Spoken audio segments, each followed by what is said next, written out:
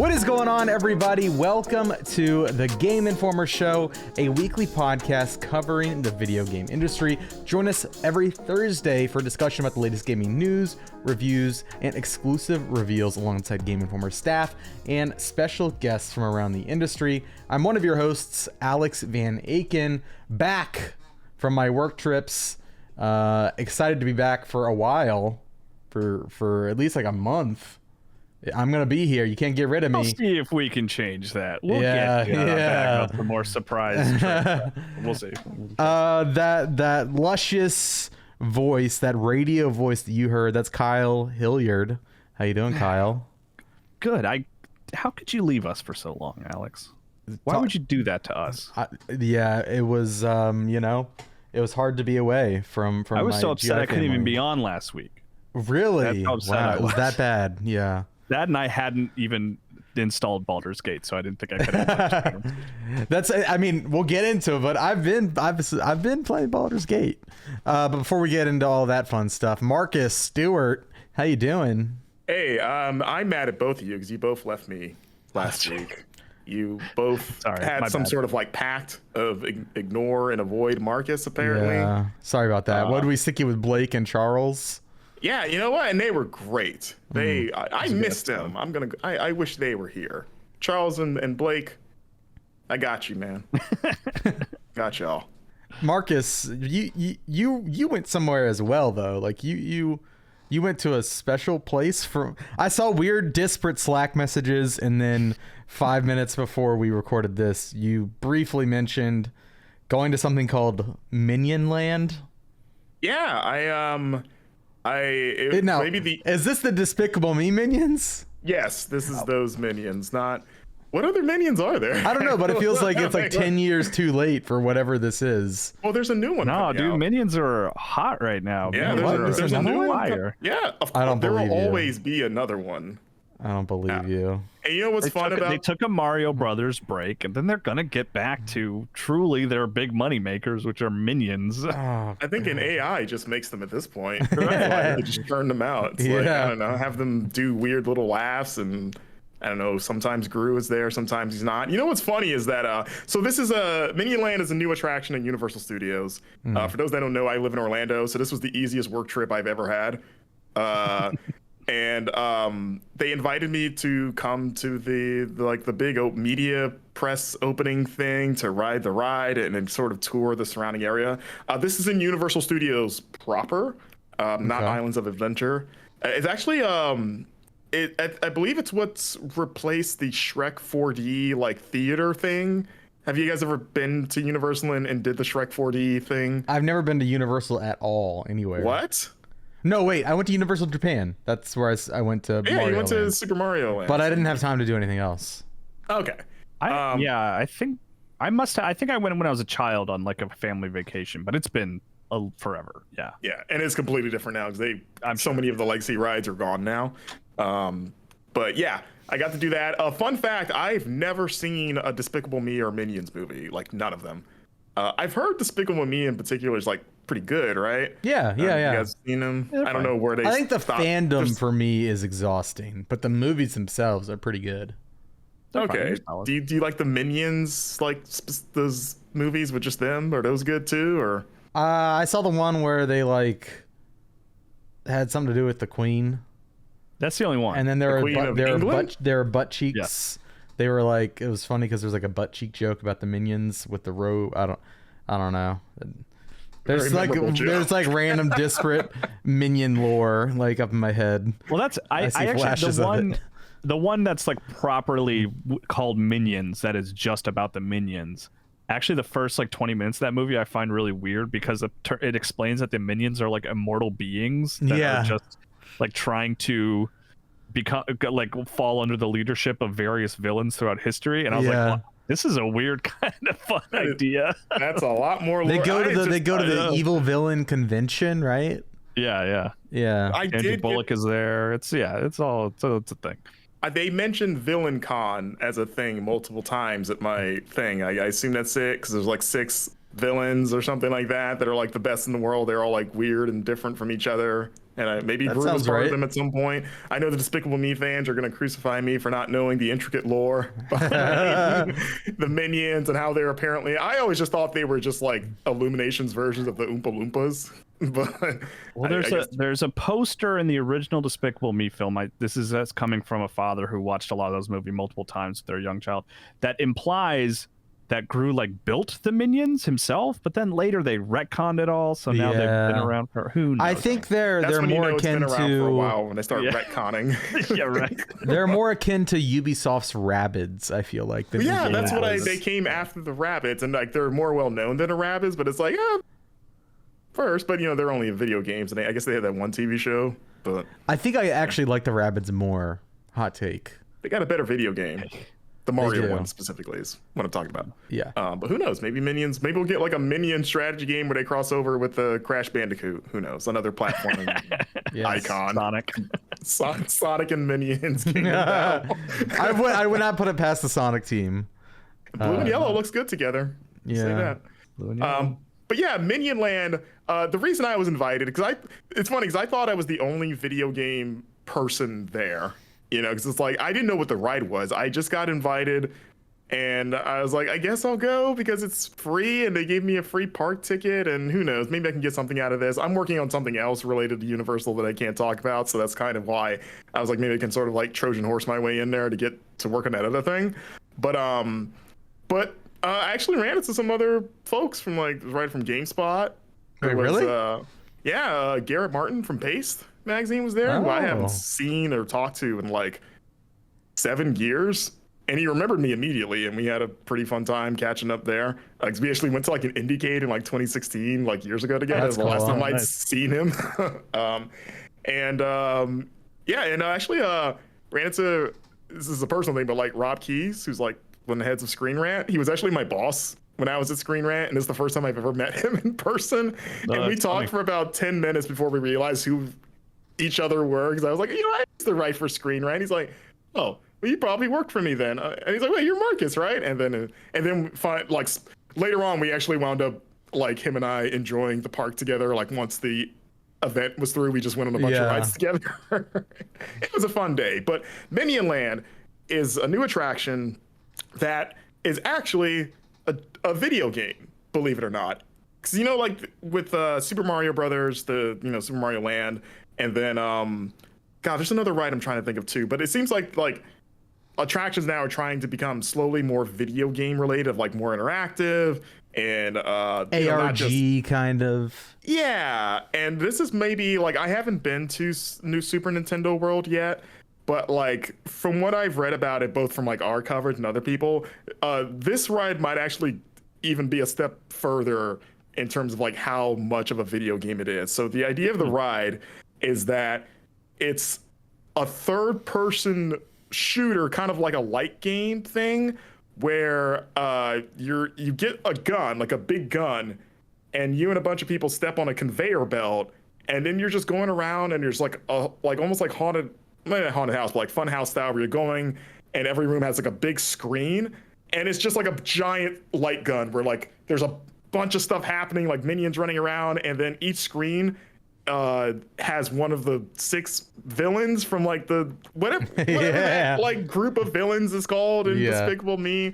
Like they each have their own like screen. It's like, hey, this is my world, and I'm gonna the Sinister Six, as they're often known as. Doc Ock, goblins are there. It's crazy how they did that. But you're pointing your gun and you're like blasting them. But the way it works is that you sync. So on the Universal app, there's a Minion Land section, and you make a screen name. You do everything because there's like leaderboards and stuff, and you sync your phone with the gun itself to play the game.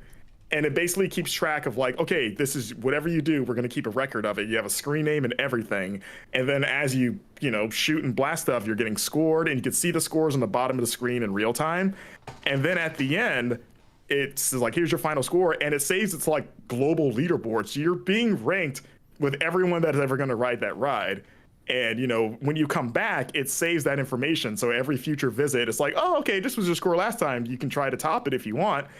And I got to talk to the gentleman that was like the lead designer behind the ride, who, fun fact, has a background in video games. His name's Victor Lugo. He used to work at EA for a while here at Tiberion, which is the Orlando studio that's behind a lot of the sports games, but he worked there for a while. And he also Superman, right? Superman Returns, the video game, probably. I'm looking this guy up. It's weird how they have that poster still in front of their buildings. They're like, that's still the thing we're known for the most. people really like doing those sonic booms in that game, which, to be fair, that was the best part. Yeah, right. But he also worked on Killer Instinct, the new Killer Instinct. I think he told me they even did some of the motion capture as well. But it was funny because after we did like the big presentation, me and another writer from GameSpot, we approached him and he saw like our credentials and he's like, oh, you guys are the ones I really want to talk to because you guys are the gamer. He's like, I'm making this basically for you guys. Right. He, again, with his background in games, and he's like, and I actually got to ride or do the ride with him. So he's kind of like walking me through where like, yeah, you're pointing at, screen shooting. There's different power-ups that you can get. Like you have a primary modifier, but in the beginning of the match, you pick a secondary gun. So like, there's a banana bomb, because like the minions are really into bananas. So it's like a thing you can lob and explode. I picked a pinball that shoots that kind of ricochets across the screen to hit multiple targets. And then while you're playing, you're shooting all these other boxes that add elemental properties to the primary fires. You're like, oh, my bullets do like electric damage or like fire damage or wind. And then you're also shooting crates to get different like alternative firing modes. So like, I changed my pinball into like, at one point, this giant fist that just flies and just hits a bunch of things and things explode. And, the screens look super nice. Like, there's so much happening in each little screen. Like, it's like a super, like, colorful and just fun looking, just like scene. Basically, like every time I got to a new one, I kind of wanted to see what happened next. And then the ride has like all these little secrets where, like, in addition to the big screen, there's other sort of decorations that you can shoot at. Like, in one section, like physical statues and stuff. Oh, that's cool. It's like stuff that you don't think is interactable, but like he was showing me like, hey, if you shoot this picture that's sort of like a parody of the Scream, like the painting the Scream, you can, like, I started shooting at it and then the painting sort of chipped away and then you see the actual like gameplay thing behind it of like, oh, you got like a hidden power up. And the gun itself looks cool. I actually have a replica of the gun. Audio listeners, you're going to want to tune into the video version to see it, but one of the swag boxes they gave me, this is what it looks like, albeit a little smaller. Weird. Can you see it? Oh, it's the actual version is smaller? Yeah, like it's the real version is a little bigger than this one. Oh, okay, you have the smaller version. Okay. Yeah, like this is just a replica that they're going to sell or are selling now because the ride's officially open. But yeah, I don't know if you can see here, but like the little node here, I'm pointing out a little node in the gun, but that's where you scan with your phone. And then that's kind of where it's like, hey, you're synced in. And then this thing glows different colors depending on what your power up currently is. And yeah, it's heavier in real life. I did feel a little tired because you're kind of holding it like a gun for like an extended period. By the end, I was like, oh, something about that tired me out. And I'm like in shape. In a weird yeah. It was like I work out, so I was like, I'm kind of surprised that my arm's almost tired in a weird way. But it was fun. Like I said, it's like just the idea of like basically turning like a third-person competitive shooter and like it's like the next evolution of something like Time Crisis or like a light gun game, right? But it's super fun for like casual people, but then adding the leaderboard aspect to make it like a competitive thing for people and also to entice you to keep coming back to be like, or even just to keep going on the ride and during the same visit, but like, I'm going to get a better score this time. And then they were telling me that they want to expand it to where like there's going to be seasonal events where you can get exclusive power-ups and like skins for your guns. So like, hey, if you happen to come during the spring, there's like a power-up or like a reward that you can only get during this time. So again, like a video game thing. And then I joked around asking about like, do you see like esports competition of like you just invite the top scoring players to ride together to see who's number one? And he's like, you joke, but I would actually really like to do that. So it might get even more competitive, depending on how well it does. But and Universal's looking at other rides like this in the future. Like, we are supposed to be getting Super Mario World at some point, and they're also building a 4th Universal Park in the next few years. Because, you know, the big 3 are this, Islands of Adventure, and Volcano Bay, which is the water park. They're building a 4th park that's supposed to have a new Harry Potter world. I believe Super Mario will be part of that. And I heard that How to Train Your Dragon is going to get like its own area. Really?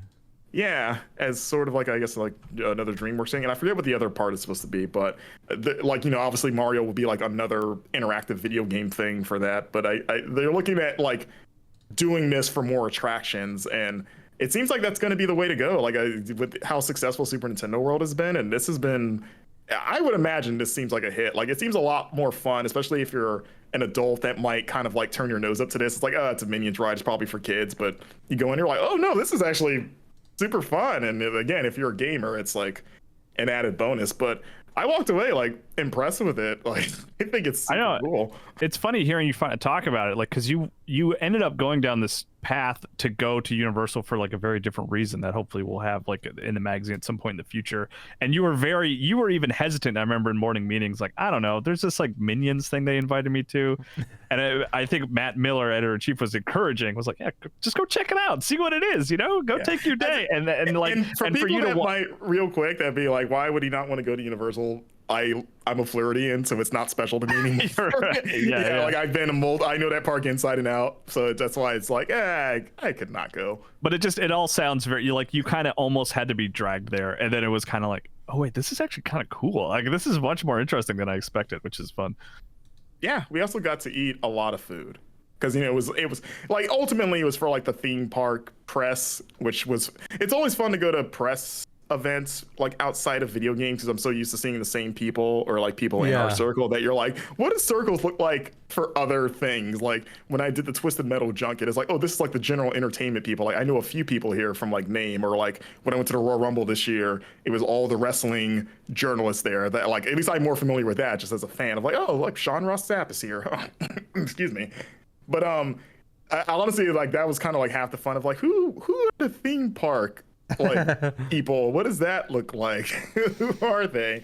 Who are these weirdos? And that's what I said when I introduced myself. Like, should. Yeah. What weirdo outlet do you work for? Also, I'm the video game guy. I'm normal. I'm cool and normal. I have an adult job. We got to try a bunch of food because there's like because it's not just the ride, but they opened all these other sort of like Despicable Me / Minion shops. They have like a bakery called Bake My Day, which again, I don't know if that's from the films or not. And then it gives a bunch of free vouchers for like, I got a really large red velvet cake that I immediately regretted getting because it came in a box that I had to carry for most of the day. Oh, that sounds awful. I had that sounds like a chore rather than a treat. I ate it eventually, thankfully. But I'm looking to see if that has any Minions red velvet cake. If there's any, it has a shark on it. It was like a fondant shark on top of the like cream cheese. It's pretty good. No correlation to the Minions franchise, it would appear. Gotcha. It's like grooves like a huge cut red them velvet. Open, they bleed, and that's what the red velvet is, I think. Okay, then I would eat a Minion if it's just red velvet on the inside. They would not survive if they were under my thumb. But they also had a popcorn flavored like banana. I learned that banana is like a big thing in Minions. I guess they like banana. The Minions themselves really like bananas. Yeah, they do. Okay, so a lot of banana. That was things. Not a sound clip, by the way. That was Alex impersonating Minions like perfectly. Yeah. He actually he has a voice credit. He's Minion number 73. I heard. Banana. That's like that's how they talk. It's just. Yeah, I think I've only heard them in trailers. Like, so I don't know. I know there's like a angry one. There's like a sad. Are they like main minions, or are they all kind of faceless? The main one is like one of the main ones is the guy with the single eye. He was I took a picture with him. He was really looks angry. Is that his thing? Is that he's the surly minion? Yeah. They have names like Kevin and Stuart. Yeah. There's a tall one. That's like a long neck kind of guy. From Horizon? No, from Vine. Okay. That's probably got a lot of red velvet in him though. Yeah. Yeah, I should know because they kept saying their names, but again, I was kind of zoning out for stuff that wasn't the ride. I was just kind of like, I'm just here. I'm looking up. I found a $120 Minions statue, limited edition, called Minions Banana, and it features. Oh, here it is. Here it is. The Minions are small, yellow, cylindrical creatures who have one or two eyes. They are the signature characters of Despicable Me series. They bring much of the comedy in the film, and they are known as the scene stealers of the movie. Frequently, they speak in an incomprehensible language called Minionese, occasionally switching to English. Okay, and then they specifically call out who's on the statue. This time, it's Kevin, Stuart, and Bob enjoying the pile of bananas to the fullest. Is Stuart spelled S-T-U or S-T-E-W? S-T-U-A-R-T. It's not my Stuart, then. No, unfortunately. Oh, like your last name, right? Yeah. I thought we had something in common. No. At the expense of potentially asking you a question you don't want to or can't answer yet, can you talk about the video gamey food that they also served you there? Yeah, because I mean, it was announced that they're doing this. Okay. So if you haven't heard, Halloween Horror Nights this year is going to have a Last of Us themed haunted house. It opens up in less than a month, September 1st, actually. So while we were there, sort of the other thing they wanted to show all the press was like, hey, here's all the food that's going to be served at all the haunted houses. So it was all like themed Halloween stuff, and they had Last of Us themed food.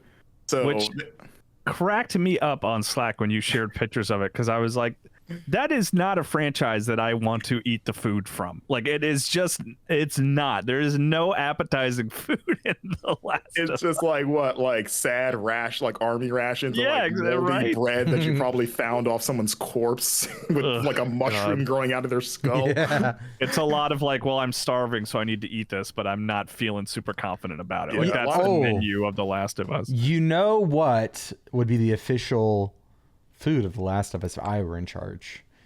The black and blue burger, because it's like you got moldy blue cheese to represent. I like it. And then black and blue also playing to the depression of the world, True. And probably darkness, the violence too. Like a lot of people are black and blue in that world. Yeah. And it's got to top the mushroom, right? It's got to have mushroom on there. Yeah, I feel like you can get a black and blue burger with mushrooms sometimes. I did it. Yeah. Well, what did you eat though, Marcus? Like, what was the Last of Us stuff that they had? So it was fun because like not only did it have the food, but like all the food stands were like themed. So like, and I haven't seen the live action show yet, but I'm a big fan of the games, and the sort of like they had like a trading post, like a crappy looking trading post that had this like the signature dish was they called it Left Behind Ravioli, which in itself is like hilarious, because when I think of Left Behind, I just kind of want to cry because of how sad that DLC is, and you're like, it seems weird to name good. like your ravioli after that. But I mean, you already have Last of Us food, so you may as well go all the way, right? And it's like a ricotta cheese ravioli, some like tomato sauce, and they serve it in just an open large tin can, like kind of like, what's the name of the like FEMA equivalent in The Last of Us? Fight. Oh my God, what? FD. It's like FED something. Yeah, Fedra. Okay, so yeah, it was like in big Fedra themed, like just crappy looking tin cans, and then inside was like stacks of these ravioli, and then on top of that were tempura fried mushrooms. So it looked like mushrooms were growing out because it was like bright green. Oh my God, it looked awesome, and it was delicious. That was the main thing I ate in that whole room, was like, I gotta have the Left Behind ravioli. Yeah. So like, just any apocalypse fiction to have like themed food. It's just. I mean, it also just sounds grossly unappetizing. But you say it's good though. You like it, and it's served in a can. You have a picture, right? Yeah. You got it. Yeah. Maybe you can give that to Lele for the thumbnail or something. Yeah. But yeah, it was good. All the food was good. It was like, it was, I mean, this is a different tangent, but like Universal has always been trying to like and for a long time, like up their food gamers, like it's not like typical theme park food. I mean, whenever I go to Universal, whenever I want to eat lunch, I always go to Harry Potter Three Broomsticks. I think that has the best food in the park. That isn't that like Atlantis area that you kind of have to make a reservation for, and has that sign that says they're the best theme park food in the world that's been there for like 10 years. But like, and their food. We all know what you're talking about, Marcus. We all go to Universal every week. You just like stream of consciousness. There's a lot of a lot of proper nouns. Hogwarts area, and you. Oh wait, you haven't been since you were a kid, right? No, so you haven't been to Harry Potter. I did go when I went to London for a work trip many years ago to go to the set of the Detective Pikachu movie. Okay. And I to help me stay awake and not fall asleep right when I got home, like there was like they had all the props and sets from Harry Potter like within like a 3 or 4 mile drive from the hotel I was at. So I just went by myself and walked around there. But that wasn't an amusement park. That was just like, hey, remember that table where this thing happened in the movie? This is the table. I don't know what to do with this. But yeah, everyone knows theme park heads, Universal heads know that Three Broomsticks. Universal heads. If you want some good, I don't know if that's what we call it. I love it.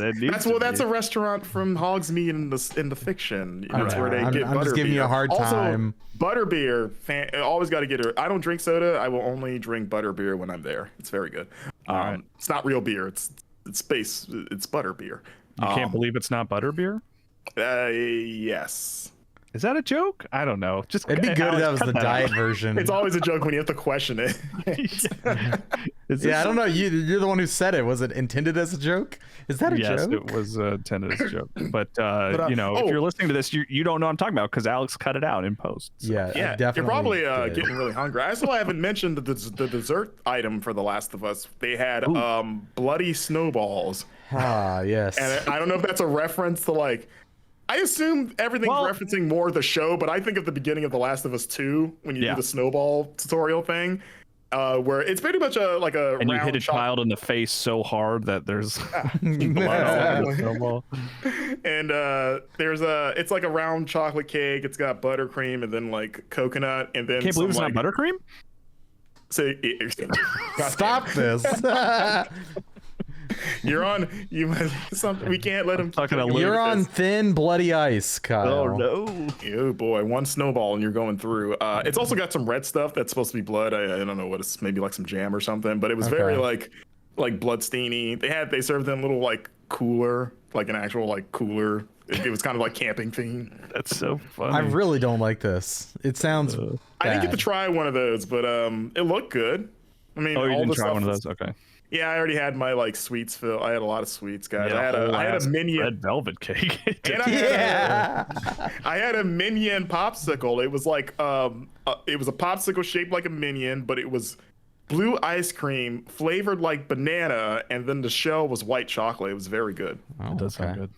Yeah, it's very confusing on the eyes because you see blue, but it tastes like banana. So your brain's like, what's happening here? I prefer their food descriptions that don't, again, use apocalypse fiction as their source of inspiration, like fungus growing out of the top of a can of ravioli and blood on that tempura mushrooms are really good. I wanted to ask, like, can I just get more of that, please? Like, just because it goes well with the ravioli. Now I'm getting hungry. I haven't had lunch yet, and I'm remembering how all the food I had, and they were really going out of their way to feed us. They're like, hey, save room. We're going to another thing. So we went to the Despicable Me Cafe.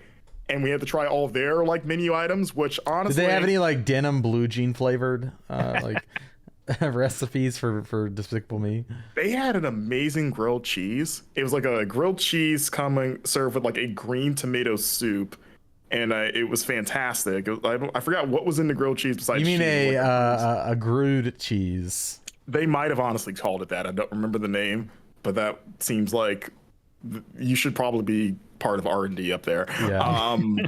They also had a black cool and blue burger. You got They had a salmon that it was like the most colorful dish that if you looked at it, you probably want to puke because it looks like fake food, like a Fisher Price like toy set. That's always a good sign.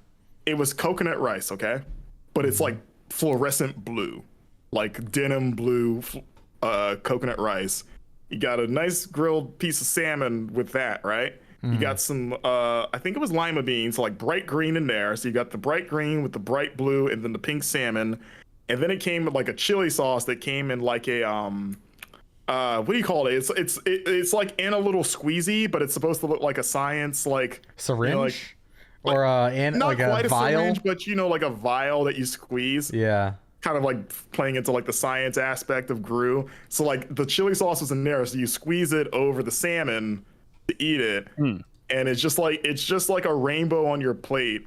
And again, it looks all like it's fake because of how just brightly colored it is, but it was fantastic to the point where I was eating with some of the other game journals, and I was like, I've always said that Harry Potter had the best food, but surprisingly, I think Minions might be. I hate this. All right. It might give it a run because I had they had like sliders, like pork sliders that were good. They had a fried cauliflower that was fantastic. Like I mentioned, that grilled cheese. Like I was like, I would come to the Minion Cafe if all the food is this good. All right. Yeah, there you go. Minion Cafe. Now we've got the scoop on the Minion Land, Life in Minion Land.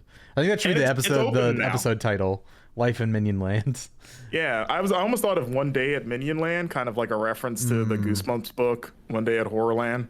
Oh yeah. We could also title the episode Left Behind Ravioli Review. Left Behind at Minion like Land. That. Yeah.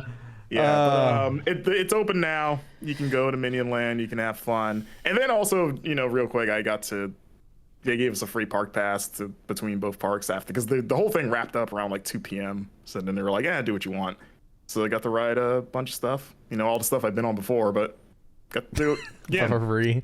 Hey, Velocicoaster, if you get me going to Velocicoaster, which I rode twice because that ride is fantastic, and it's my favorite ride between both parks.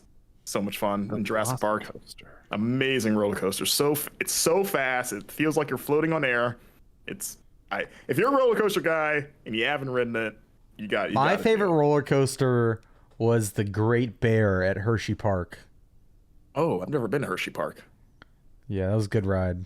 The Great Bear. Now, was it referencing the FX series, The Bear? No, it wasn't. It was it was built in the 70s probably, and they just called it the Great Bear. Gotcha. Yeah. I'm watching GoPro footage of the Jurassic Park Velocicoaster, Marcus, and this is basically, I get it now. I basically ridden it. Yeah. Are you guys? Are you a roller coaster person, Kyle? No, not at all. Depending on my mood, I am. Okay. Sometimes my mood is scared and I don't do it. But my mood today is frightened. Yeah. Other times. This goes up high. Now I'm going down. Well, if you come with me, you're going on, because that's just like part of the social contract of going to theme parks with me, is like, we're doing it. Yeah. My mom used to drag me on them as a kid, and she dragged me on the scary ones. And trying to man you up. I have some trauma, some roller coaster trauma, Marcus. Nothing if bad ever happened, right? I got lost. How do you get lost on a roller coaster? In a theme park. I was the kid who got lost at the theme park and was terrified. Oh, were they calling your name on the intercom? Like, Alex Van Aken, can you please come get your child? I was terrified. Oh, I never had a theme park, but I heard my name called over some intercoms at Walmarts and Targets in my life. Yeah. Woof. Well, most embarrassing thing that can ever happen to you, by the way. Yeah, absolutely. Let's get into some video game talk. Some more video game talk, since that Minions ride is apparently one. All I've been playing for the last 2 weeks, week, Baldur's Gate 3. I know I think it's been talked to death on this show so far, but I don't care. The game is incredible. It's up there. It's either going to be this or Tears of the Kingdom for my game of the year. They're pretty different, right? They're very different, and I love Tears of the Kingdom, but Baldur's Gate is really doing something. How many cars have you made in Baldur's Gate? Zero. So what's a knock against it? So it can't do everything, huh? That's all I hear about the game, is that he can do everything. Yeah. There's no Ultra Hand. There is a Mage Hand though. And I was gonna say Mage Hand is kind of it's Ultra Hand's cousin. Yeah, I like summoning my Mage Hand and like going into tiny holes to see what's in the hole. Does it look as creepy as whenever I play D&D sessions, I always envisioned it as like a kind of creepy looking like move, I guess. No, it just like summons like a floating blue hand kind of like the hand from the Addams Family, but like floating in blue. Thing. Yeah, right, that's his name, right? Yeah, Thing? not to be confused with Ben Grimm. Yeah. So I love the game. I feel like my Steam playtime is like stuck. It hasn't updated in a while. So I think I'm somewhere around like the 20-hour mark in terms of playtime. I've cleared out almost all of the first area, like all the side quests and everything. I'm stuck on this, people know the tea house in Baldur's Gate 3, where there's a certain lady that lives there at the tea house, and I am currently stuck at the last encounter in that area. And then I think that's going to level me up to where I can reasonably leave and go to the next main area in the game. Are you playing as a good person? Yeah, for the most part. I think so. I think I'm a stern but good person. Like I stick up for my friends, even if it's always not maybe the moral choice. I'm a loyal person, but most of the time I try to go for the moral route. A real so like if you're Stuart from Minions kind of person. Yeah, exactly. Yeah, and somewhere in between Stuart and Bob. Right. Okay. Now I you understand no more. now. Say less. I can bright yellow skin your character has.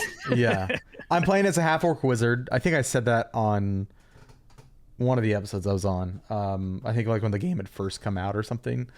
But dude, the game is just so good. I'm loving it. I love the companions, the writing, which I don't think I talked about previously.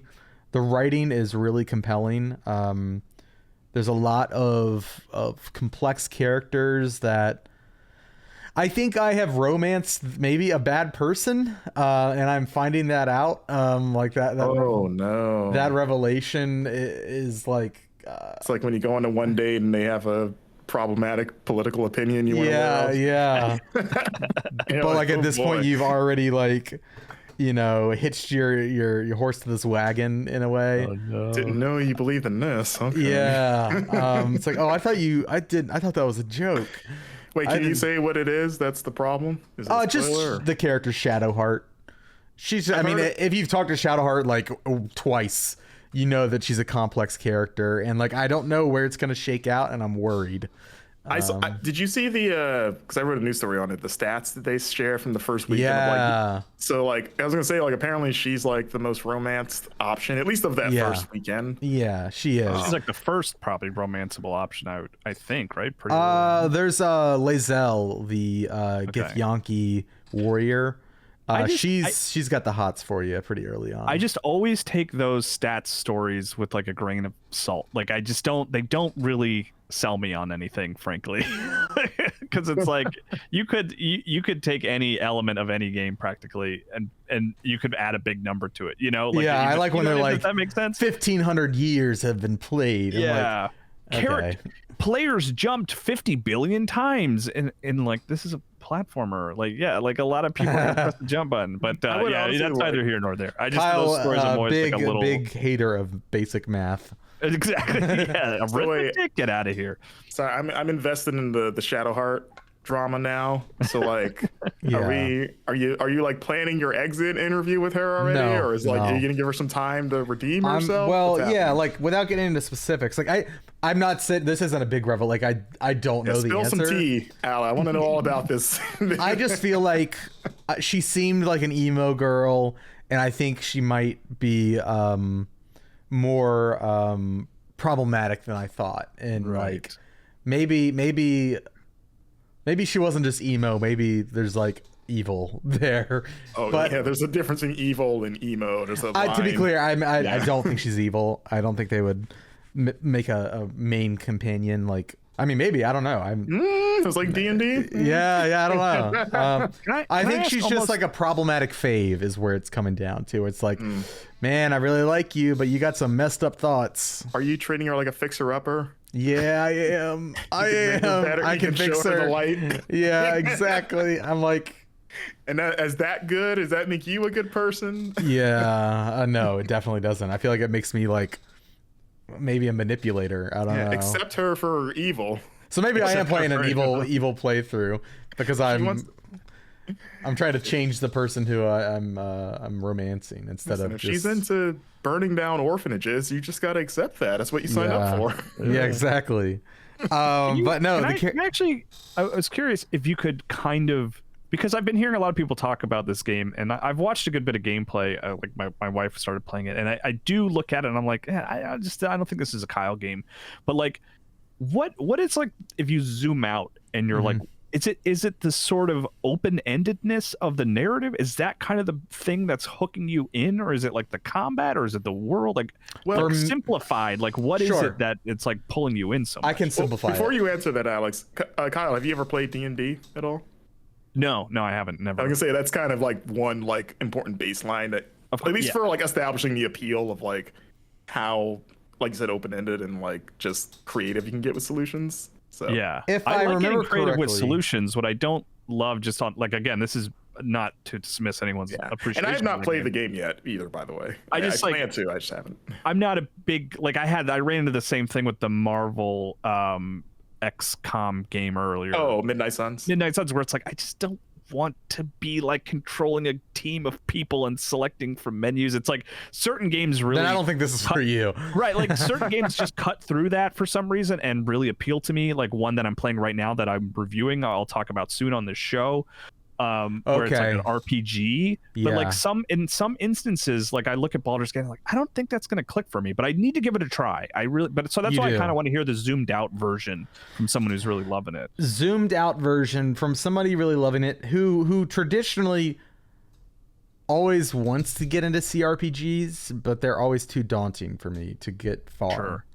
This one, I think it's a combination of, there's a really, it's a strong opening. I think I mentioned that last time I was on the show.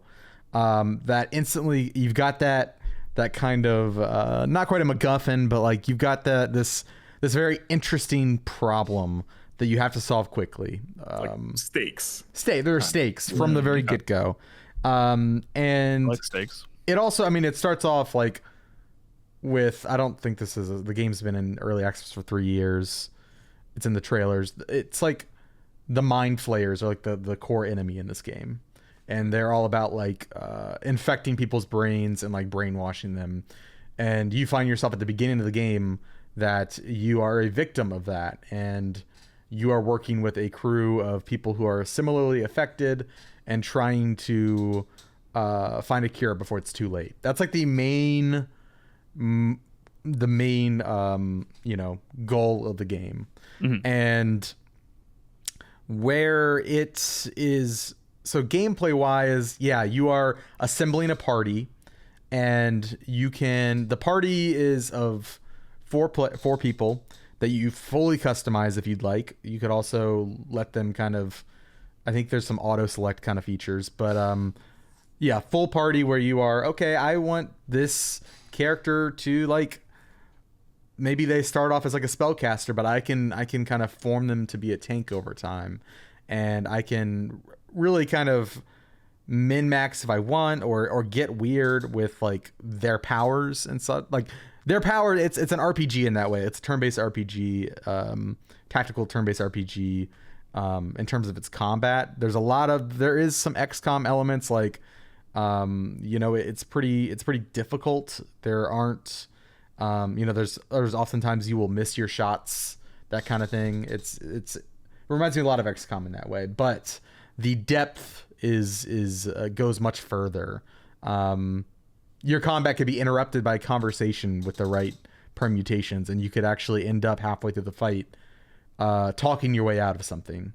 I don't know if it's gone out yet. Is it possible to even beat this game without getting into combat at all? If you were really charismatic, I don't know. You talk your way out of almost every conflict. If you, I don't know. Maybe like with stealth and charisma, you might. I don't know. I know I just like talked my way out of a fight that would have surely killed me last night. There was like this big dude with a dragon, and he was dead set on killing me. And then he was trying to get information out of me by using detect thoughts. And other characters wouldn't know that, but I'm a wizard, and so I could use my wizard abilities as a prompt, Like it's like another, dialogue tree option, kind of like a BioWare game, right? You have your expertise, right? That opens up new dialogue options. But in this, your expertise opens up not just dialogue options, but whole new scenarios. And I was able to steal my mind because I'm a wizard.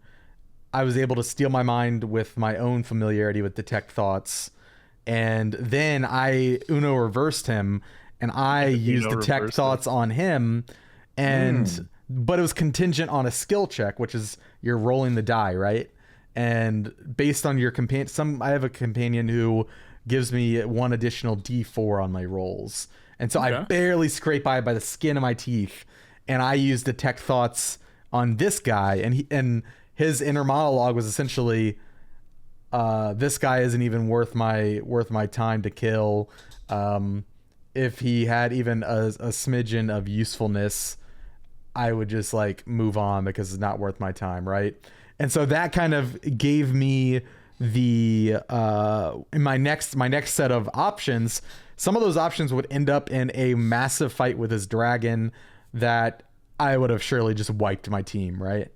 But instead, and it depends. Are you a save scummer? Like it kind of depends on your playstyle, right? Now like be careful how you answer that question, because the internet has thoughts about that. Oh, I know. If you weren't a save scummer though, like they could kill your party members and like potentially like actually kill them, I believe. I kind of go back and forth on save scumming, so I'm gonna save my opinion on that because I'm undecided. My opinion is let people play games the way they want to play games. Yeah, it's not that serious. No, for sure. But like my personal play style, I enjoy the stakes of not save scumming, but the convenience kind of wins out often.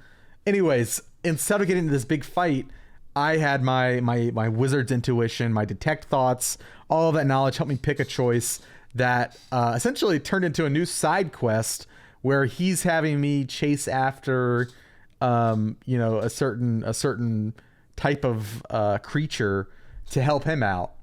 And that got me out of the scenario and I got to move past him. And I don't ever have to complete that side quest. Like I was just deceiving him. But the game gave me a side quest that if I could choose to help him now, and I might be betraying the trust of somebody in my party. But like that's a whole new scenario I could do. And so like it really comes down to these minute decisions based on the character that you're role playing as that just totally branch into, again, you're not just unlocking new dialogue for characters. You're unlocking totally new paths, content that nobody else might ever see. And that's really the allure of this game, is that it's the like sheer grandeur of it all. That just like the open-endedness, right? That's like the hook is like my story is very unique to me. That's kind of like the exactly. And getting you typically hooked in games, that doesn't necessarily hook me. Like it does if it's like talking about emergent gameplay, right? Like in Breath of the Wild, Tears of the Kingdom, that is a very large portion of that experience that I love. But that's more so like, right, like moments in between the main set points that everyone else is going to experience, right? Right. And Baldur's Gate so far, like there are major choices constantly. And sometimes you don't know that they're major choices, but like, these little threads butterfly effect into these larger narratives, and it's just really impressive and has really sparked my curiosity.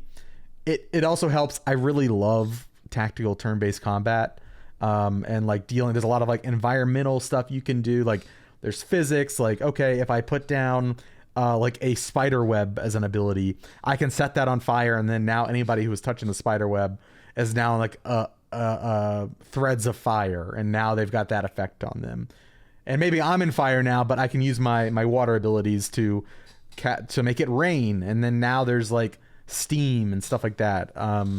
It's that sort of game. Like if you're looking for depth in combat, depth in characterization, and customization and scenarios, that's really the allure of this game. And there's a lot of the game that I'm still learning. I'm not. I've played D&D in the past, but I'm not like a big nerd for it, and so there's a lot of mechanics I'm still learning, and a lot of like, I didn't know this character. I would have had such an easier time if I knew that this kind of creature was resistant to this certain damage, right? Whereas it's interesting, I've seen threads on Twitter where people who do know D&D, who don't really, maybe not necessarily even play these kind of games, they can use their knowledge that they've accumulated, and they are like winning fights easy because they're like, oh, radiant damage, I should use that on undead, or this kind of damage. Oh, that, and these are all things that you can learn in the game through either conversations or examining creatures or artifacts. I think the whole pool it's just huge in every way, and there are also there, but that doesn't mean that there aren't these like really cool little moments that happen, and these emergent moments of gameplay and story. It's really cool. I really love it, and I wasn't sure if I would, to be honest. And you're playing on Steam Deck primarily, right? It's doing okay. I'm primarily playing on PC, okay. But I did, when I was in France on a recent work trip, I took my Steam Deck there, and it's definitely it's serviceable, I think, at best. Okay. That's a polite way to say it. I mean, the game is really beautiful, and it's really intensive on like GPUs, and so I got it like I think I'm gonna do a video on it maybe, but like after a lot of tweaking, I got it to like where I could have a reasonable like 30 frames. Sometimes it would drop to 25 on like lowish settings, and it was enough to like I did a little bit of story stuff. I worked on my characters a bit, that kind of thing, but I was definitely waiting to get back to my computer to really progress the main narrative, because they have like some really great cinematics and cutscenes and such. Right. Yeah, I mean, at least you can. I need to start it.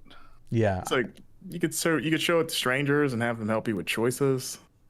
Good trade-off, right? One thing that I would love to do for Game Informer is we could also play it co-op on like have you an done ongoing. That yet? We could have like an ongoing series where we just have our own campaign going, and I would love that. Get up to antics. We've joked around about that even before our time. I've heard this was a thing of like doing a GI D&D campaign. I mean, like that's what this would be. Of, like, this would be the closest thing to like finally fulfilling that sort of like wish list item. Yeah. I got to. Marcus is going to be out of town for replay on Friday. Maybe I just play Baldur's Gate 3. Yeah, just first time. Yeah, just dive in there. See what have they said if there's going to be crossplay with PS5 and PC? I don't know. That version comes out next month. That seems tough, man. That seems like, because it's not like Fortnite where it's like an instance of everyone gets together and like. I don't know, it seems like it would be tough, and I say that as someone who doesn't know the technical specifications of it. Will almost certainly be the version I play, like, just because I don't want to sit at my computer for like 100 hours. You know what I mean? So doing that anyway for work. Why do it for play? Exactly. Yeah. I'm trying to find an answer. That'd be cool if it was, though. Yeah. I mean, it's only it's only those platforms, because we don't know if it's coming to Xbox. I think they said they're working on it, but they're trying to figure out. According to they're working on it now.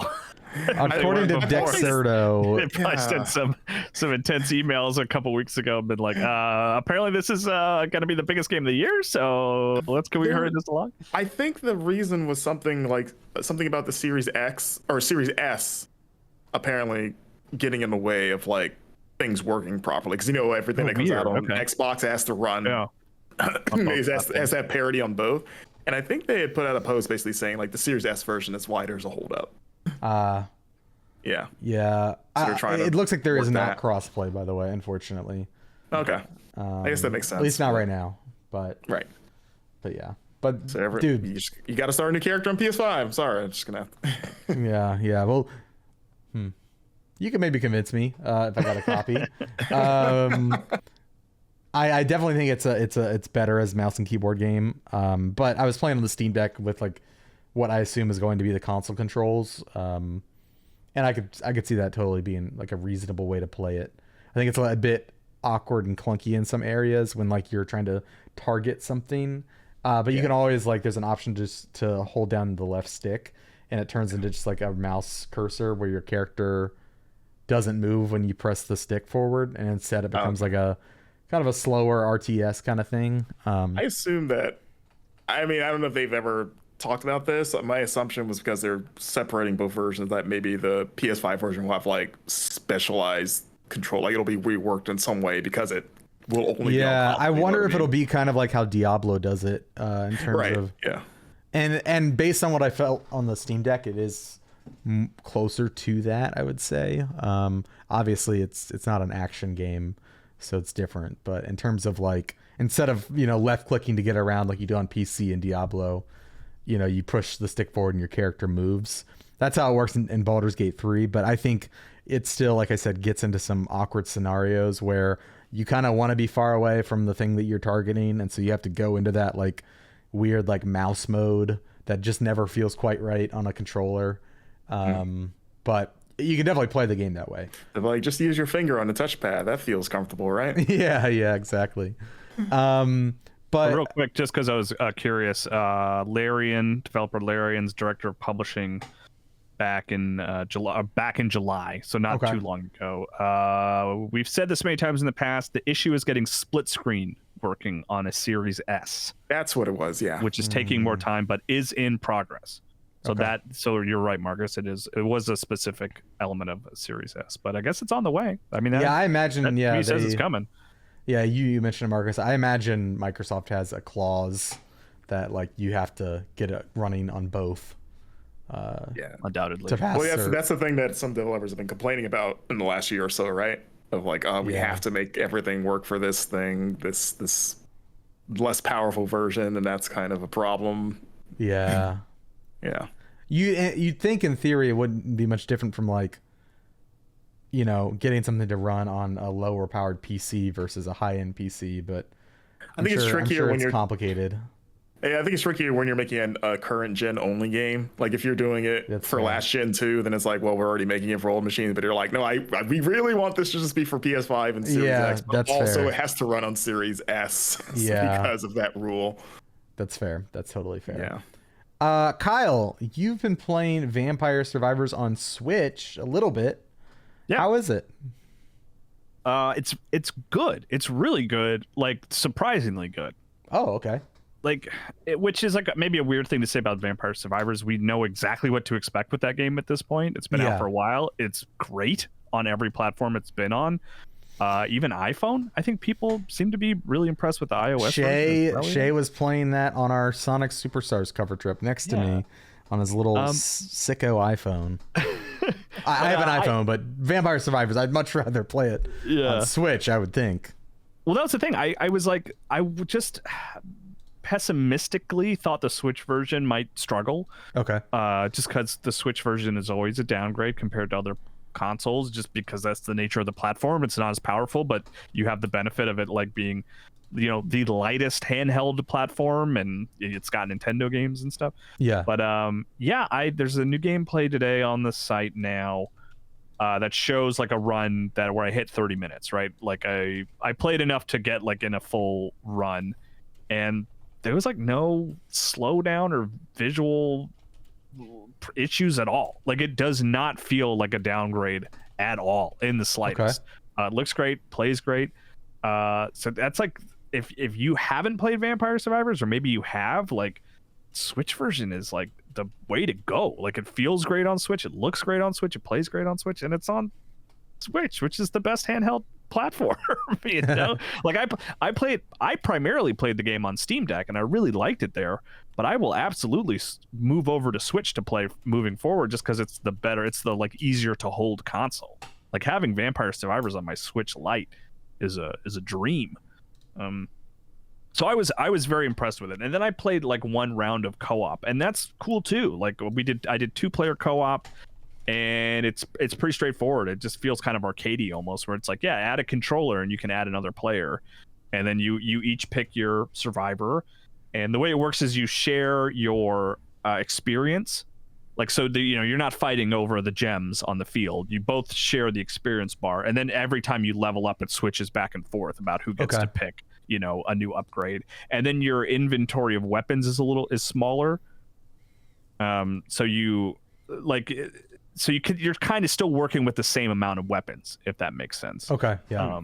But it seems well considered. I thought maybe going into co-op Vampire Survivors, it would just be like, oh, you're just playing Vampire Survivors at the same time. You're kind of both doing your own thing, which is like fun. But I kind of had low expectations for it. But it was pretty quick playing with my kiddo that we were like strategizing. Like I had the garlic, and so she was trying to stay near me to take advantage of my garlic while she was doing the whips and stuff. And I was like, oh, there's more strategy here than I expected. And you can also save your partner if they die and stuff like that. So I overall very impressed, and maybe that's on me for being pessimistic about the Switch version. I thought it would just be like, oh yeah, Vampire Survivors is great, the Switch version is fine, play it there, it's fine. But at this point it feels like this is like 100% the way to play. It is totally comparable to every other platform. There's no negative as far as I can see for the Switch version. Maybe there's something there for people who play it longer, but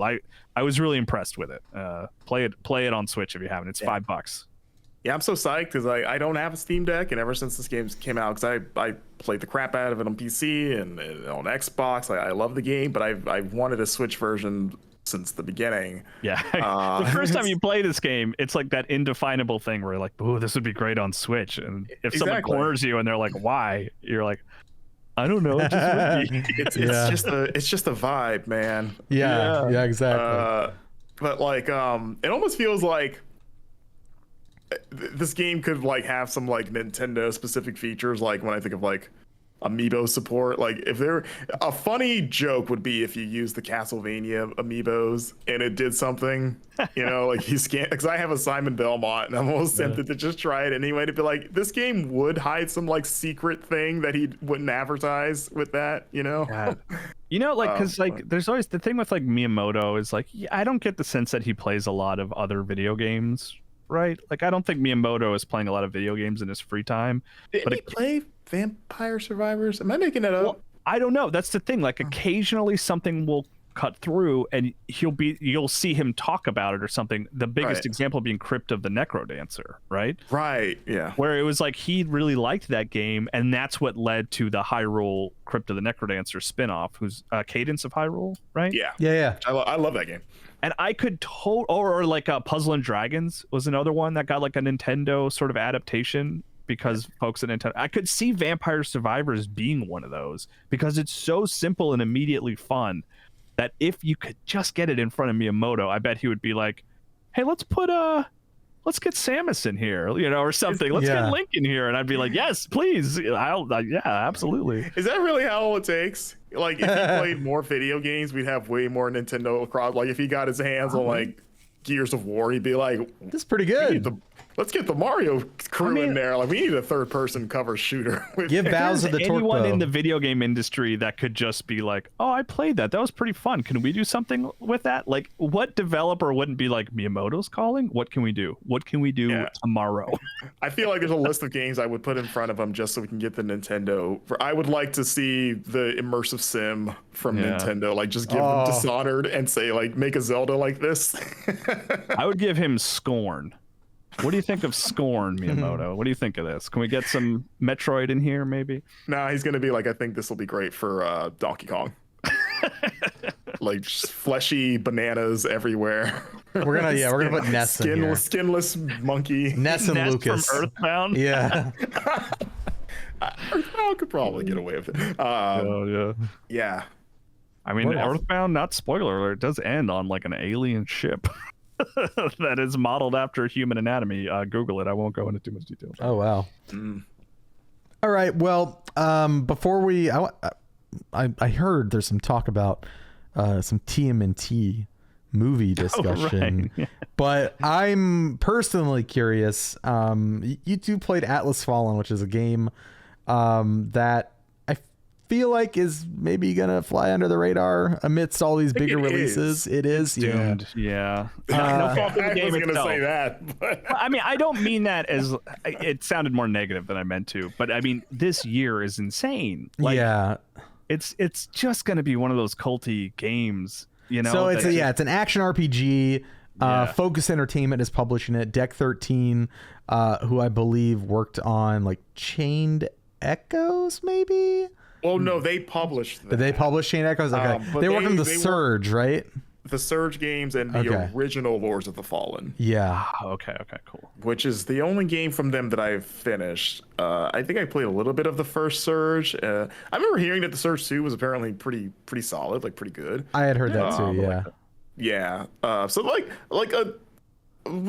in an age where like the middle class developer doesn't really exist anymore, I feel like they're one of the few out there of like just good middle of the road B tier developer, right? Yeah. Like, decent games. Which kind of rolls in. I don't know how you felt about it. I think we played about the same amount, Marcus, but that was kind of my feeling with Atlas Fallen from what I played, which was like 2-3 hours or something, where I was like, this is definitely sub AAA. This is like a AA game, but there's like it's interesting, right? It feels pretty good moving around, and there's some interesting hooks in the story, even if the performances are kind of underwhelming. You know, it's like a lot of those things I kind of liked with some asterisks. I don't know. How did you feel about it, Marcus? So I streamed the first 2 hours on our Twitch channel last week. You can check out the archive there.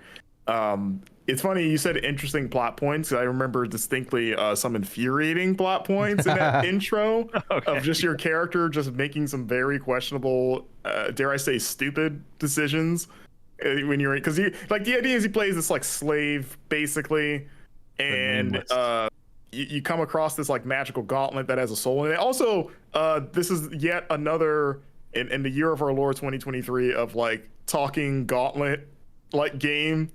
Like, you know, we had Forspoken, we had Atomic Heart, and I said that on stream, like, is this another like sidekick inside of your glove game? I mean, especially Forspoken, because the big hook, arguably, of Atlas Fallen is like interesting world navigation. Like you slide around on the sand, which is like that was Forspoken's big selling point, was like, hey, it's cool to move around, you know? Yeah, it's but like, God, not to spoil the beginning, but man, your character, like when you first get that glove, the scene that just made me like go over the edge is like, she brings it back to her, like she gets the glove, right? And the whole time before this, she's like, you do like a mini like powwow with your fellow slaves. And you're like, hey, we're gonna overthrow these guys, right? Like we're gonna get out of here. Like they're planning an escape basically, and everyone's on board, right? Like you have to go talk to everyone and get their like, you're on board, okay, we're doing this. And then you confront the like leader, and then you're the only one speaking for everyone, and then you end up getting like punished by like, hey, you got to go out and bring me this artifact. No one in your team speaks up for you at all, even though you just had a conversation of like, hey, we're all in, right? Like we're doing this. And then the moment you're singled out, they're just like quiet, like back me up, guys, and like I'm getting sent possibly to my death to run this errand. And then you find this glove, you immediately find out that it's got like all these superpowers, and she's like, wow, we could use this to save the village. And you're like, yeah, you could free all your friends, absolutely. The moment you get back to camp, the guy sees you wearing it, the head douche, and he's like, oh yeah, give me that. And then he just takes it without resistance. Like she doesn't even try to stop him. Like she just killed like 10 things with her new like sand powers, because you have like sand powers in this game. But like this guy just walks up and goes like, this is mine now. Hey, and that's she mine. does nothing. And then you have to do a whole rescue mission of like, well, I got to recover it back. It's like, you shouldn't have let that happen in the first place. And then what's even weirder is that later on, someone else tries to take your glove, and your Mr. Voice inside the glove is like, don't let them take me. Like he actually does something. And it's like, why were you so quiet the first time when you got taken? Why do you care? I don't know. Just weird storytelling stuff like that in the beginning. I was like, what are we doing here? Like I already don't like my character because apparently they're an idiot. Oh, that's the best kind of character. Yeah, just like me. For roleplay. Just weirdly passive. Yeah, it's a game that like it plays fine. Like everything I kind of sum up is like good enough, I guess. Like yeah. fine. it could definitely be better. Like, you've played better versions of like the combat in other games, because it's like, it's definitely, people are asking me in the stream of like, is this another Souls-like? Because that's kind of all they've done. Like the Surge and Lords of the Fallen are pretty much Souls-likes. This one definitely isn't. It's a lot more of just sort of like an open world, like action game. Like the combat feels a little deliberate, but it's not Soulsy. Like you're not managing stamina or anything like that. You have this like shape-shifting weapon that can you unlock different forms, like a hammer and like an axe and stuff, like a scythe I think you get later on. And then you're kind of augmenting those abilities by collecting these like perks where you're like, hey, you know, your hammer can like, I don't know, you can charge it up now and it can like really do some damage. Or I'm trying to remember some of the other perks, but like customization is kind of like the big thing of like, you see all these different nodes of like, oh yeah, you can really get wild mixing up the properties of your weapons and have them do different things, which seems cool to be able to sort of like tailor your sort of like offense like that for, I guess, different situations. Sure.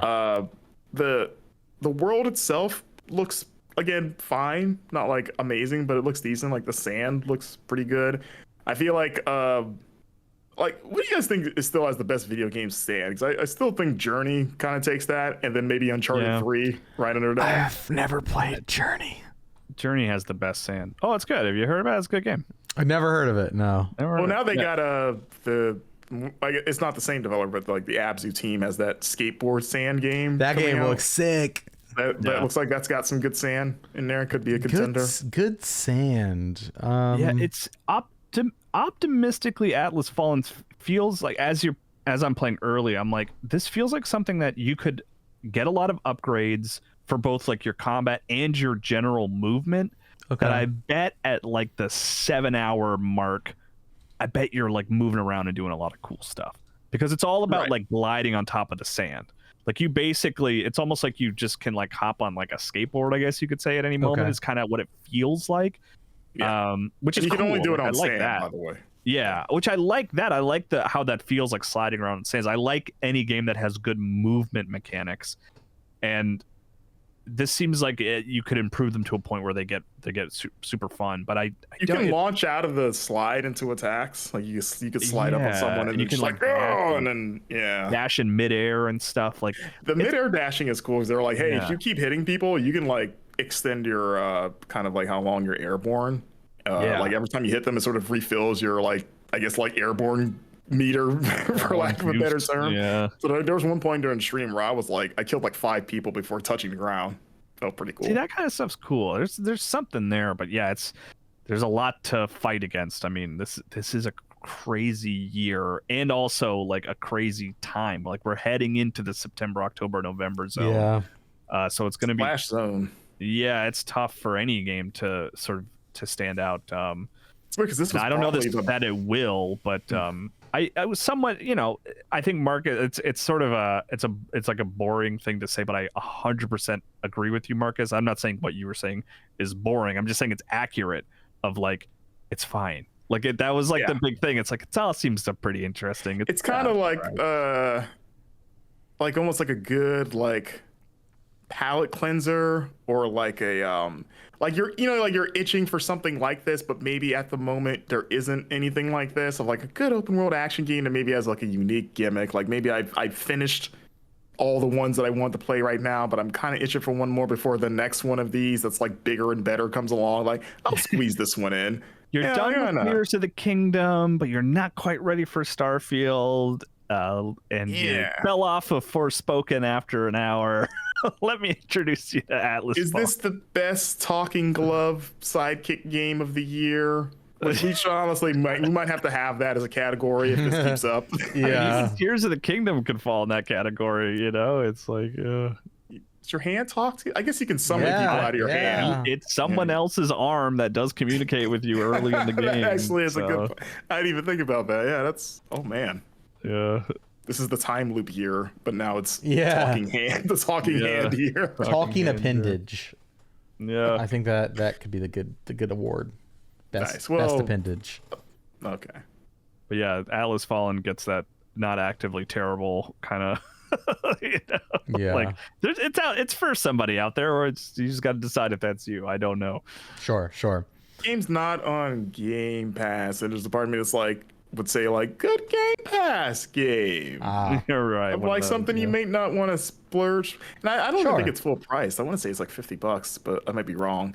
But like you might not be motivated to buy it, but you're like, yeah, it's okay. I'll check it out. It's interesting enough to where I'll play the first few hours, see if it clicks. Well, cool. Well, before we wrap up the show, I want to hear about the TMNT movie. Yes. Oh yeah, we know what TMNT stands for. I've heard it's Teenage Mutant Ninja Turtles.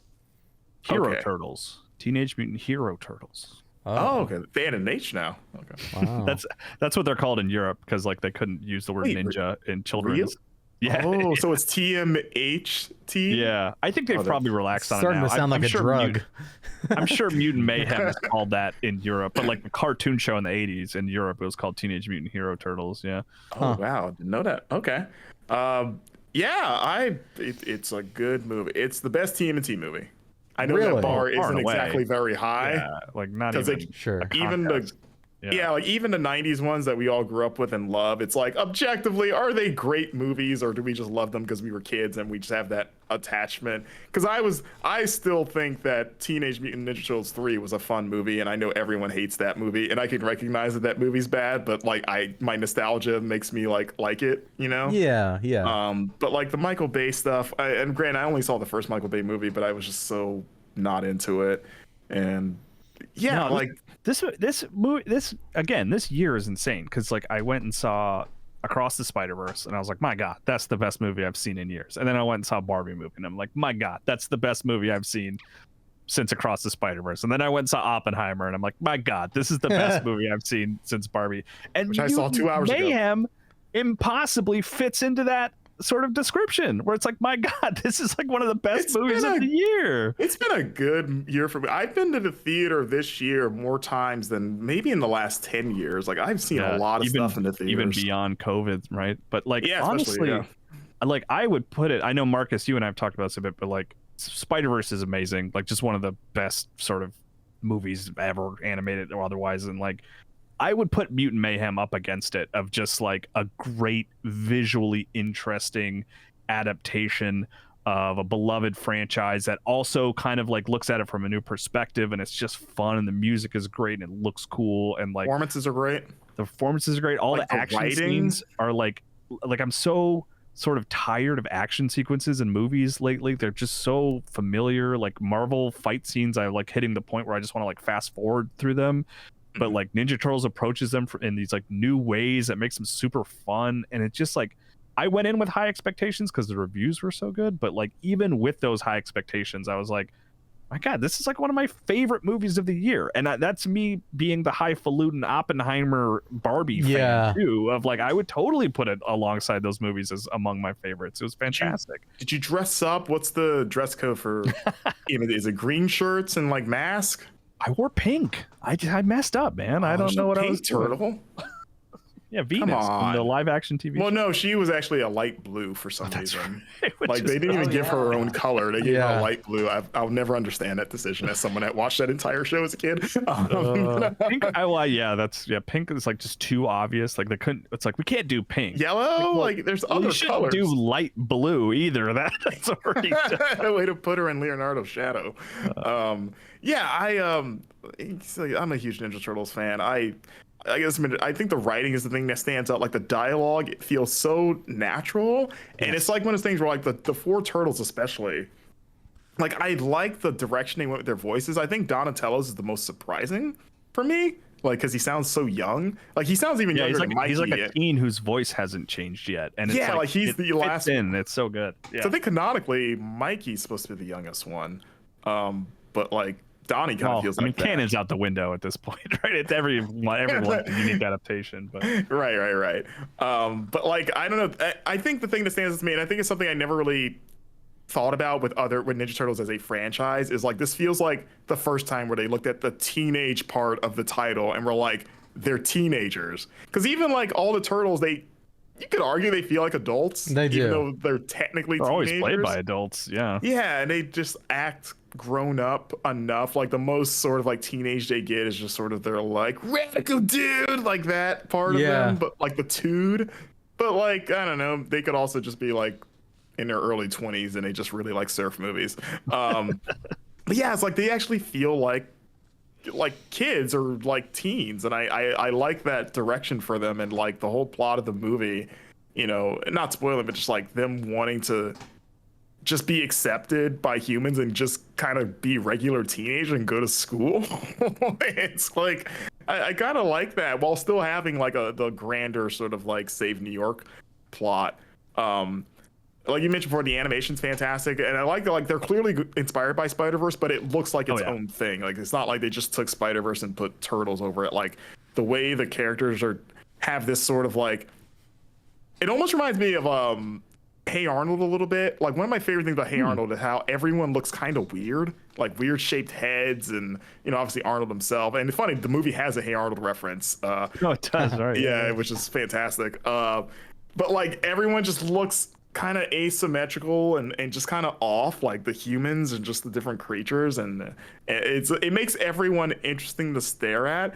And you know what's even bigger is that somehow this movie manages to potentially be like maybe have the most pop culture references I've ever heard in a single film, between like things that they're actively calling out, combined with the soundtrack. Like every song is a licensed song pretty much, but it doesn't feel like kind of cynical of like, oh, okay, we're just shoving brands and like references here and stuff like it doesn't feel like it's going to be outdated next year, which is how sometimes I mean a lot of references happen, you know, and a lot of the references are dated. Like I mentioned, there's a Hey Arnold reference, and it kind of showcases like, okay, the Turtles are kind of referencing things that they've just found, like just peeking above the surface and whatever scraps they can, and it's like a mix of like current stuff and then like old stuff, probably for like again older Turtles fans like us, where you're like, oh yeah, that was big when the old Turtle movies were out, you know. It all works. Yeah, and I kept thinking about that movie as like, this is like the 50th like brand that they've mentioned, or like TV show or something, but I'm not like rolling my eyes at it because it kind of works in like the context of like the conversations, or just or it's just funny. The joke is not the reference, because that's where the problem comes across in movies. It's like, I'm gonna say something, you know, and that's gonna be the punchline. It's like no, we need to go we need to go one level deeper, and I feel like the movie successfully does that. It's like where the joke is is like what they're like. The Hey Arnold references, it's like it's not that they say like, oh yeah, Hey Arnold, and then like wink at the camera and be like, we all remember Hey Arnold, right? It's like they're making a joke about the shape of someone's head, you know. That's why it works. Yeah, it's like, I get that, and then you move on. Like if you don't get it, it's already over. You'll get the next like 5 that come your way. It's a fun movie. It's got some like some pretty good like poignant moments in there that I appreciated, especially stuff they do with April. It's fun, man. Like even if you're not a Turtles fan, I mean, this is probably as good a place as any to like get into the Turtles. If you've never like gotten the hype behind them, this will probably do it for you. It's just a great coming of age teenage high school movie with like cool combat and giant reptiles. Yeah. Also, shout out to Jackie Chan, man. He killed it as Splinter. I thought he was great. Yeah, he also has Jackie Chan, love him to death. He's getting too old to do the old school Jackie Chan fight scenes, you know? Yeah. He basically gets an old school Jackie Chan fight scene in this movie. You can tell the love that they have for Jackie Chan when they give him his fight scene, because it's not like any other fight scene. It is very much a Jackie Chan style fight scene. And it's like, this is perfect because he can't do it anymore. God bless him. Like, I don't expect him to. He certainly deserves to chill out now these days, but it's like, it's nice. Yeah, it's nice that we can see it in animation and it comes through. It's like, oh yeah, this is an old school Jackie Chan fight scene. I love it. And he's a rat. Remember the Rat Talisman and Jackie Chan Adventures? What that did? Oh, no, wow! You gave me a flashback to Jackie Chan Adventures. Yeah, because we're talking about. It was like brain blast. I don't remember what the talisman did, but I just the concept of remembering that show that brought me back. It's the one that hold on, I'm gonna read that show it for is you so now. good. It was an amazing show. If you've never seen it, it's still worth watching. It was way better than it probably had any right to be. Yeah. It was the power of animation. Yeah. No, weird. It could bring things to life. Inanimate objects to life, basically. Yeah. Of course. So he's animated in this movie. Wow. There you go. Wow. But anyway, full recommendation. Great movie. Awesome. Well, I think we're going to wrap up the show here. I do want to do some listener questions on the next episode. I know we've got one from Mash Start Button we're going to talk about. But if you got questions for the show this next week about recent games or upcoming games you want our thoughts on, or you have games, go and leave us a question in the Discord or email us podcast@gameinformer.com, and we'll be sure to include it next week. Do want to give a shout out to the fellas here. Make sure you go and follow them in their work on social media. You can follow Kyle at Kyle M. Hilliard, and you can follow Marcus at Marcus Stewart 7. You can follow me at It's Van Aken. Be sure to get a physical magazine issue if you'd like. Our Sonic the Hedgehog or Sonic Superstars hardcovers are now available. Physical issues are now available at GameStop.com/GameInformer for $5.99 a piece, or you can head in store and you should be able to find one. They've been doing a good job of keeping physical editions stocked at store locations lately. We've got anecdotes from across the U.S. that is in fact happening. So if you'd like to do that, sweeping the nation. Yeah, sweeping the nation. You can go in store and get them for $6 a pop. It's a great way to support us. Of course, you can get a digital subscription. For all that info, head over to GameInformer.com/magazine. Be sure to follow our Twitch channel, twitch.tv/GameInformer, and our YouTube channel, youtube.com/GameInformer. We've got a lot of great video content that's happening. It's coming up. Be sure to follow Game Informer on Threads and Blue Sky and as all on X, all the places. And then lastly, shout out to our podcast editor, Matt Storm, aka DJ Stormageddon. They host the Fun and Games podcast and a BioWare podcast called Reignite. And if you're looking for more video game podcasts, go check out All Things Nintendo, which is our other weekly podcast hosted by Brian Shea. All right, that's going to do it for the show this week. It's good to be back. Excited for next week. I think it's going to be a pretty big week. I'm trying to think ahead.